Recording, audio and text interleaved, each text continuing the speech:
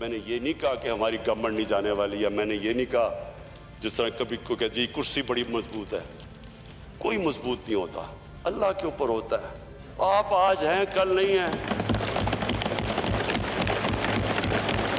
कभी भी आपको अपनी कुर्सी छोड़ने से घबराना नहीं चाहिए, कभी डर नहीं होना चाहिए। हमारी जमात को, हमारी गवर्नमेंट को कोई नहीं गिरा सकता जब तक कि हम अपने नजरिए पे खड़े रहें, अपने प्रिंसिपल। सारा शोर मचा हुआ कि किसी तरह बस 6-7 लोगों को इमरान खान कह कि जी फिक्र ना करो मैं NRO आपको दे दिया। वो यही चाह रहे हैं मेरे से कि किसी तरह इमरान के ऊपर प्रेशर डलवा के, किसी तरह -1 करवा के ये बच जाएंगे। इन्हें नहीं पता कि ये -1 हो भी गया तो बाकी भी कोई इनको नहीं छोड़ेगा इंशाअल्लाह। वज़ीर आज़म का ये बयान ऐसे वक्त में सामने आया है जब 2 दिन पहले ही उन्होंने अपने अरकान असेंबली और इत्तेहादियों के इशाइये से खिताब में कहा था कि रोज़ सुबह खबर मिलती है कि मैं आज जा रहा हूँ, कल जा रहा हूँ, लेकिन हमारे सिवा कोई चॉइस नहीं है।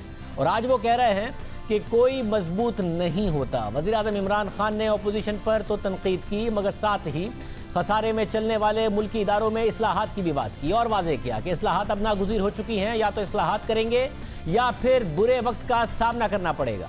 वज़ीर आज़म ने मज़ीद कहा कि उन्हें पता है कि हमें दुबई से चीज़ें मिल रही हैं, अपोजिशन को पता है कि हमें दुबई से चीज़ें मिल रही हैं, हमें जो इन्होंने 30,000 अरब रुपए के कर्जे लिए उसकी तफसीलात मिल रही हैं, इसलिए ये चाहते हैं कि किसी तरह हुकूमत चली जाए और उनकी चोरी पकड़ी जाए। ये इकट्ठे एक ही पॉइंट पे हैं। इनको डर लगा हुआ है, जिस तरह अभी हमें दुबई से चीजें मिल रही हैं कि तनख्वाह क्यों मिल रही थी, इनको पता है कि हमें चीजें मिल रही हैं। इनको सबको डर लगा हुआ है कि जितनी देर ये गवर्नमेंट रहेगी इनके सारी जो चीजें जो इन्होंने ये जो कर्जा चढ़ाया था 30,000 अरब का, ये इनको पता है कि हमें चीजें मिल रही हैं, इसलिए जल्दी में है किसी तरह गवर्नमेंट चली जाए, किसी तरह इनकी चोरी बच जाए। वज़ीर आज़म इमरान खान ने नून लीग के लिबरल होने के दावों पर भी तनकीद की और ख्वाजा आसिफ का नाम लिए बगैर कहा कि उन्होंने वाशिंगटन में एशिया सोसाइटी को इंटरव्यू देते हुए कहा था कि तहरीक इंसाफ दीनी जमातों के साथ है, नून लीग लिबरल है। वज़ीर आज़म ने कहा कि नून लीग कभी जिहादी बनकर उनसे पैसे ले लेती है, इंग्लैंड और अमेरिका जाकर लिबरल बन जाती है, इनका कोई दीन ईमान नहीं है। मैं जो बात यहाँ करता हूँ वही मगरबी ममालिक में करता हूँ। मैंने वहाँ पर भी मदीना की रियासत की बात की थी। इससे पहले की तकरीर में भी वज़ीर आज़म ने कहा कि मैंने कश्मीर का मुकदमा हर जगह जाकर उठाया, मैंने नरेंद्र मोदी को मगरबी दुनिया में जाकर और उनके मीडिया के सामने जाकर एक्सपोज किया।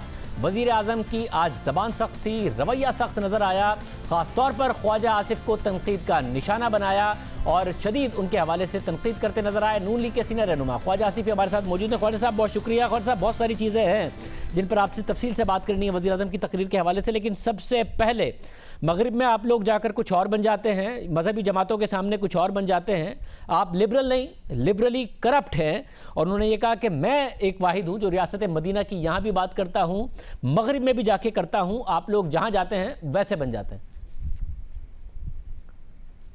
देखिए, रियासत मदीना की तो हर मुसलमान को बात करनी चाहिए, ये हमारे ईमान का हिस्सा है। मैं किसी के ईमान के ऊपर शक नहीं कर सकता, चाहे वो इमरान खान साहब हो या कोई हो, मुझे राइट ही नहीं है, मैं खुद गुनहगार आदमी हूँ।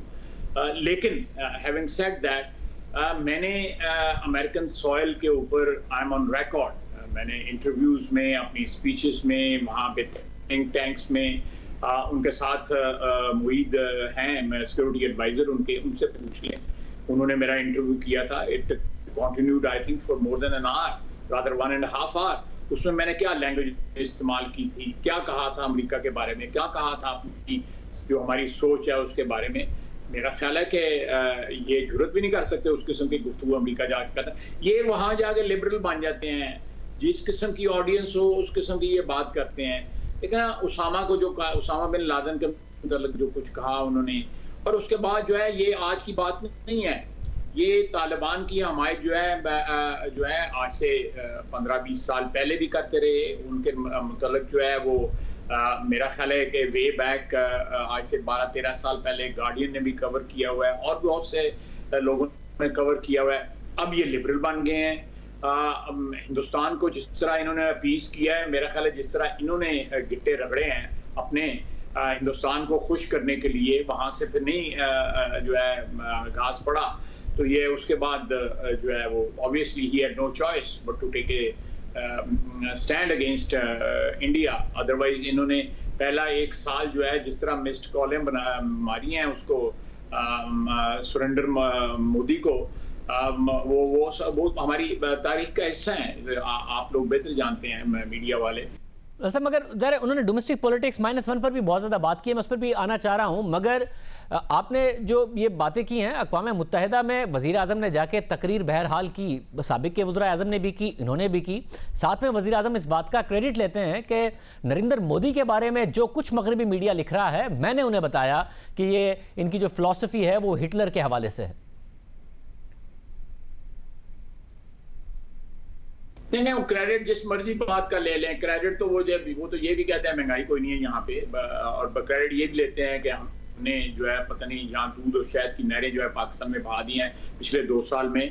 क्रेडिट वो बिलियन सुनामी ट्रीज का भी लेते हैं, क्रेडिट वो जो है 1 करोड़ मकानों का भी लेते हैं, 50 लाख मकानों का और 1 करोड़ नौकरियों का, पता नहीं किस किस चीज का क्रेडिट है, नॉन एग्जिस्टेंट जो है, जिन लोग जी वो हकीकत से जिनका दूर का वास्ता नहीं है, उन चीजों का क्रेडिट लेते हैं। देखिए मैं कमिंग बैक टू कश्मीर का जो पिछले 1 साल में जो हशर किया है हमने जिस तरह उन्होंने उनको अबैंडन किया है खुसूसन 370 के बाद जो है, मेरा ख्याल है कश्मीर की पिछले जो हमारी इन्वेस्टमेंट है, हमारी अफवाज की जो कुर्बानियां हैं, हमारे कश्मीरी शहरियों की कुर्बानियां हैं, हमने 3 जंगें लड़ी हुई हैं उसके, लेकिन इस शख्स ने तो एब्जेक्ट सरेंडर किया उसके ऊपर, कश्मीर के ऊपर। क्या हुआ है कि जुमे के दिन जो आधे घंटा खड़ा हो करेंगे, ये हुआ करेगा, वो हुआ करेगा।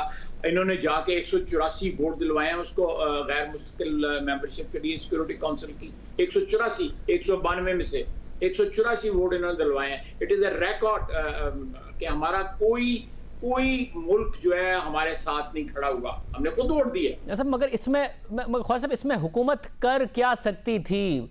नॉन परमानेंट मेंबरशिप भारत ने बनना था, वो बन गया, हुकूमत इसको कैसे रोक सकती थी? अगर आपकी हुकूमत होती तो क्या कर लेती? मैं बिलीव कर देता हूँ, लेकिन जो जबान जिस तरह इस्तेमाल करती है क्या क़यामत आ गई है अगर वो बन गए, बात चीजें जो है ना उनमें जो आप डेमोन्स्ट्रेट करते हैं वो ज्यादा मटेरियल होता है, वो ज्यादा सब्सटेंटिव होता है। They did not even demonstrate कि भाई ये चीज जो है ये गलत चीज है, ये बंदे बन रहे हैं सिक्योरिटी काउंसिल का मेंबर जो है को करते, क्योंकि लेना देना था, एक बार्गेन था, ये जो इन्होंने किया। आप फॉर गॉड सेक कश्मीरियों की मॉरल मदद तो करें, डिप्लोमेटिक मदद तो करें। वहां पे जो मुसलमान लिंच हो रहे हैं, अल्लाह मदीने की रियासत जो है उसकी ये बुनियाद थी कि जहां जहां ईमान वाले बैठे हुए हैं मदीने की रियासत के जो शहरी हैं उसको प्रोटेक्ट करेंगे। क्या ये मदीने की रियासत की ये बेसिक जो फंडामेंटल उसका प्रिंसिपल है उसको पूरा कर रहे हैं? ये मदीने की रियासत की कमिटमेंट थी कि जहां जहां मुसलमान शहरी बैठे हुए हैं, चाहे वो मक्का में बैठे हैं या ताइफ में बैठे हुए हैं या तबूक में बैठे हुए हैं, वो उसको प्रोटेक्ट करेंगे। हम तो आवाज नहीं उठा रहे कश्मीरी मुसलमानों के लिए या हिंदुस्तानी मुसलमानों के लिए।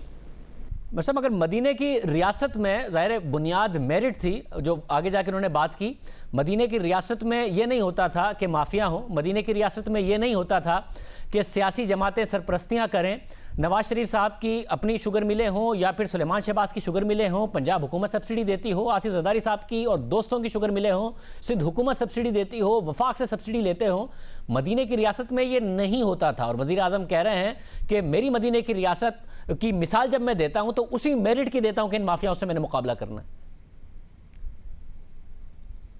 देखें, मैं सबसे बड़ा माफिया जो है उनकी अपनी रिपोर्ट में माफिया का हेड जो है डॉन था या डॉन है, वो जहांगीर तरीन है, जिसको उन्होंने भगा दिया। क्यों नहीं डाला उसको ECL के ऊपर? क्यों उसको जाने दिया है? बिकॉज वो इनके राज जानता है, वो इनके कपड़े उतार देगा, उनको उसको कन्फ्रंट करके देखें, ये इनकी असलियत सामने ले आएगा। वो ये क्या एक्शन हुआ है उस रिपोर्ट के ऊपर? किसी के खिलाफ एक्शन हुआ है? ले एक्शन। जहां जिसने सबसे ज्यादा जो है एक्सपोर्ट किया या जो भी किया है चीनी का, जिसने सबसे ज्यादा फायदा उठाया, उस रिपोर्ट के मुताबिक उस रिपोर्ट में अमल दरामद किया हुआ है। रिपोर्ट का शाया होना कानून के तहत लाजम था। ये हमने 217 में कानून बनाया था कि तमाम जुडिशल कमीशन जो है या तमाम कमीशन जो है उनकी रिपोर्ट पब्लिक की जाए। They had no choice but to publish the report. तो क्या किया इन्होंने? कहाँ है, मालम जब्बा का कहाँ है वो माफिया जो है, या फॉरेन फंडिंग का जो चोरी है उसके कहाँ माफिया? इन्होंने स्टे लिया हुआ है 5 साल से।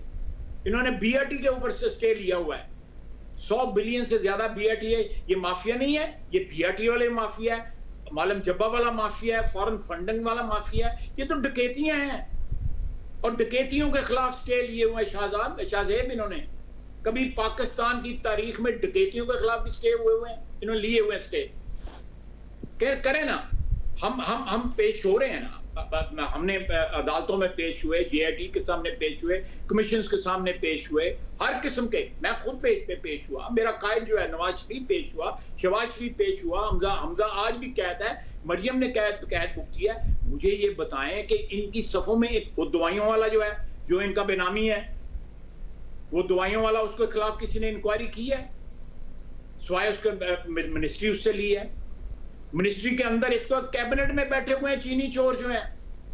कौन सी अकाउंटेबिलिटी है, कौन सा मेरिट है? ये अपने आप को धोखा दे रहे हैं, अवाम को धोखा नहीं दे रहे। अवाम सब जानते हैं, जिसने इज्तिमाई जो शऊर है उसकी इंसल्ट की, वो हमेशा रुल जाता है। यही हो रहा है इनके साथ।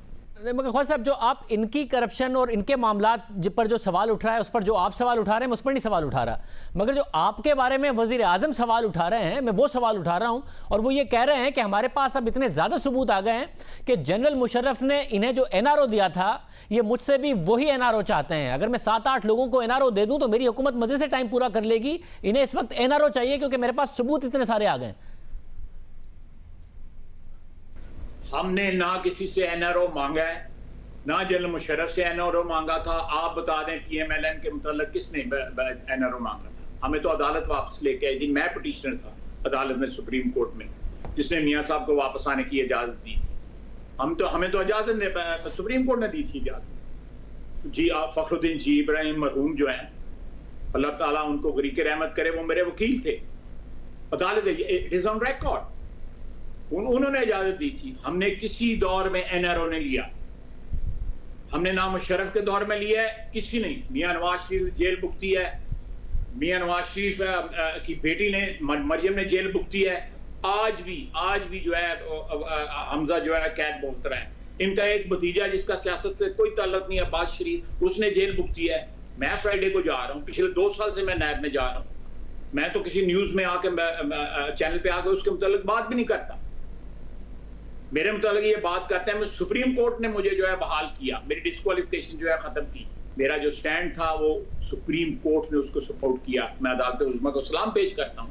लेकिन हमने इनसे क्या मांगा है? इनके पास है क्या जो ये देंगे? शाहजेब, कल इनके पास सिंपल मेजॉरिटी नहीं थी। मैं आई डोंट वांट टू, अभी नहीं, वक्त आने में बताऊंगा कि किस तरह इन्होंने 160 या 161 वोट इकट्ठे किए। मुझे पता है, निटी-ग्रिटी पता है, निटी-ग्रिटी पता है कि किस तरह वोट इकट्ठे किए इन्होंने। ख्वाजा साहब अभी बता दें तो ज़्यादा बेहतर है। साथ में ये भी बता दें कि जो माजी की बातें वो अपनी जगह पर हैं। वज़ीर आज़म ने आज तकरीर में कहा कि जो दुबई के मामलात हैं, दुबई की तनख्वाह के मामलात हैं, आपके मियां नवाज शरीफ के, उसके नए सबूत आ गए हैं और आप लोगों को पता है कि इनके पास आ गए हैं, इसलिए आप -1 करना चाहते हैं। मगर साथ उन्होंने कहा कि अगर मैं -1 हो भी गया तो मेरी पार्टी में कोई और भी छोड़ेगा नहीं आप लोगों को, आपके कर्जों सबके सबूत आ गए।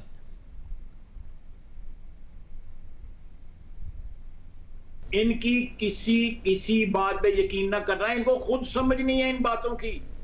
इनको जो दाएं बाएं जो लोग बैठे हुए हैं बता देते हैं, वो कह देते हैं। अगर इनके डिटेल पूछे इनसे तो इनको खुद डिटेल एक्सप्लेन करना नहीं आएगी।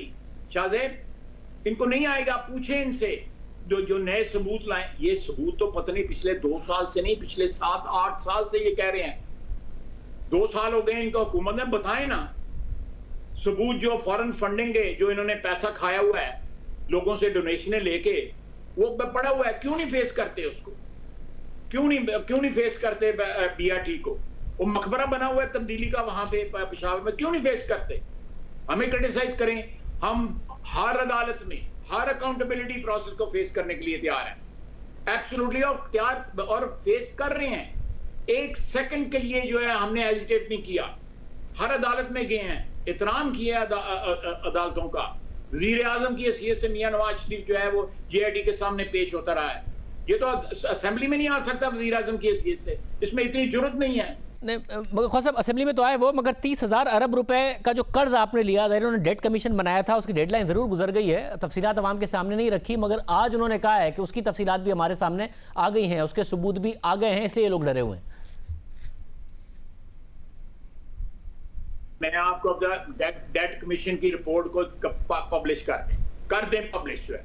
इनको समझ नहीं है, ही लैक्स द बेसिक जो मेंटल उसकी के लिए एबिलिटी का होना का जरूरी है, वो लैक करते हैं। नहीं, इनको समझ नहीं है। इनको लोग बताते हैं जी हमने ये पकड़ लिया, हमने वो पकड़ लिया है, और he believes that he is been taken for a ride.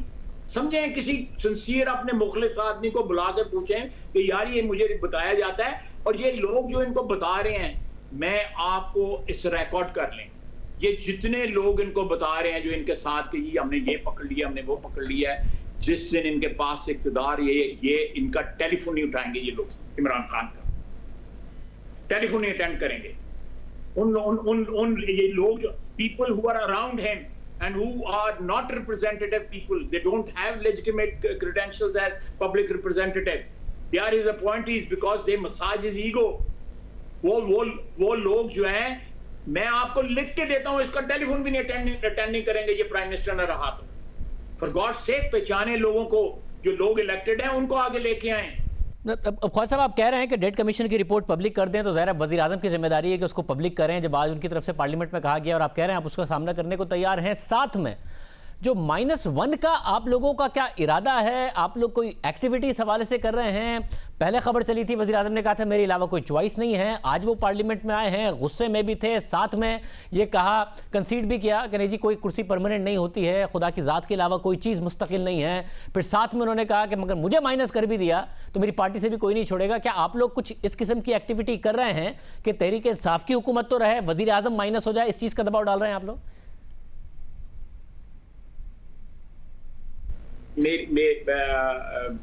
Shahzeb, बात असल में ये है कि इनकी पार्टी में wide spread discontent, absolutely no doubt about it. वो खुद एक्नॉलेज करते हैं उनकी पार्टी के लोग। आखिर ये तो असेंबली में नहीं आते, हम तो असेंबली में बैठे होते हैं। हमारा इनके पार्टी के साथ जो हमारे कोलीग्स हैं इनकी पार्टी में, पार्लियामेंट्री जो हमारे कोलीग्स हैं, वो ये एडमिट करते हैं जिस तरह लोगों को बुलाया गया है मिन्नतें करके उस डिनर के ऊपर। अब कल हमने एक रेजोल्यूशन पेश किया है पेट्रोलियम की प्राइसेस के ऊपर, इनके तमाम इत्तेहादियों के साइन हैं। मैं अभी आपको बुझवा देता हूँ, तमाम इत्तेहादियों के साइन हैं उसके ऊपर। एक इनके PTI के अपने मेंबर के भी साइन हैं। इन्होंने दे वर स्टैंड बाय, कोविड के मरीज इन्होंने स्टैंड बाय पे रखे हुए थे कि अगर कोई डेस्परेट सिचुएशन है उनको ले आए। बल्कि सुबह के पैर मैंने असेंबली में ये कहा है, मैंने एश्योरेंस ली है असेंबली में कि यहाँ पे कोविड के जो हमारे साथी हैं, भाई बहन जो हैं, जो मरीज हैं, अल्लाह उनको शिफा दे। आप उनको, इनके पास नंबर्स नहीं थे।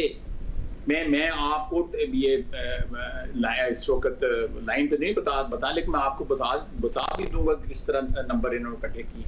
इनके इमरान खान के पास में नहीं था।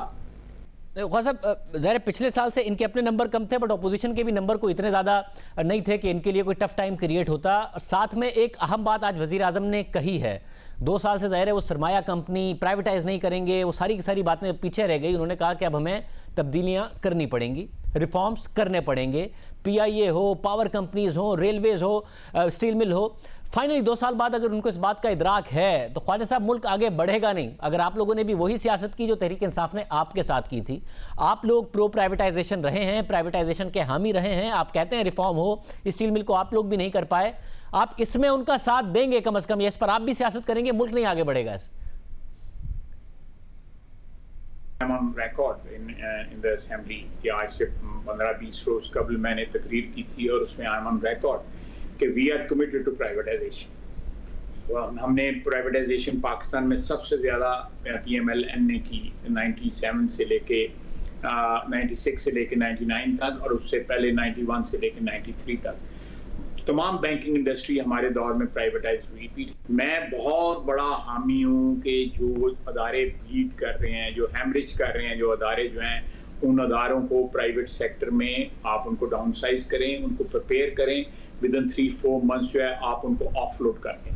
लेकिन साथ साथ मैं ये अर्ज करना चाहूँगा शाहजेब कि मार्केट जब ठीक हो उस वक्त करें। आप एविएशन इंडस्ट्री इस वक्त घुटनों के बल गिर चुकी हुई है।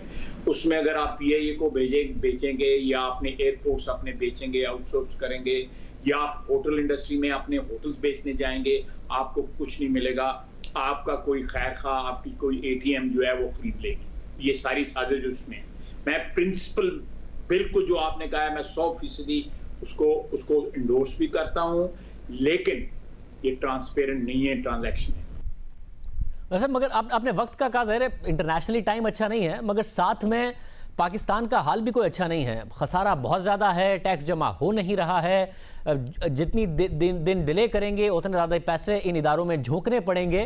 तो अगर कोई हुकूमत कोशिश करती है तो उस रिफॉर्म्स में आप कम से कम आपकी पोस्चरिंग ये हो कि हाँ जी हम सपोर्ट करते हैं, आगे निकलिए, वरना तो मईशत इस तरह फंसी रहेगी। अगली हुकूमत जो भी आएगी, अगर आप इनसे ये चले भी जाएँ तो वो भी इसी तरीके से फंसी रहेगी, पाकिस्तान नहीं आगे बढ़ेगा।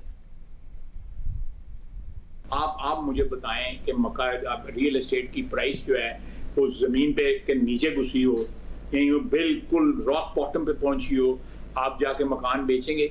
आपके पास का रियल एस्टेट है आप उससे बेचेंगे?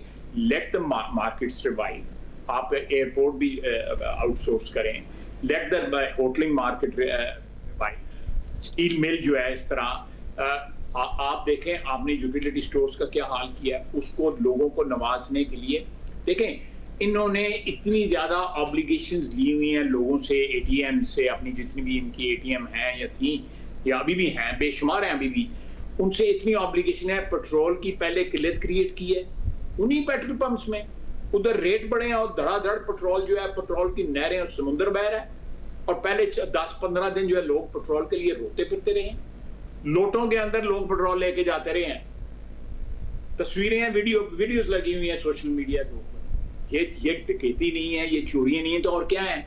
ये कौन सी शफाफियत है? ये कौन सी, अल्लाह ताला मुझे माफ करे तो बस इस्तग़फ़ार करे, ये मदीने की रियासत है जिसमें ये सारा कुछ हो रहा है? ये बिलियन ट्री सुनामी, ये BRT, ये चीनी, ये गॉड से प्लीज मैं रिक्वेस्ट करता हूँ, आपके जरिए रिक्वेस्ट करता हूँ कि ये मजहब को बीच में, मदीने की रियासत को बीच में ना लेके आए। हम सियासतदान जो हैं, हम खताकार लोग हैं, ना लेके आए मदीने की रियासत को। वो तो हमारा अल्टीमेट है, मदीने की रियासत जो है वो अल्टीमेट है, वो तो वजह कायनात है, उसको ना लेके आए, उसको प्लीज ना लेके आए। बहुत शुक्रिया। ख्वाजा आसिफ साहब हमारे साथ मौजूद थे। आज वज़ीर आज़म गुस्से में क्यों थे, -1 की बात उन्होंने क्यों की, अंदर की कहानी क्या है, मामला आपके सामने रखेंगे एक ब्रेक के बाद।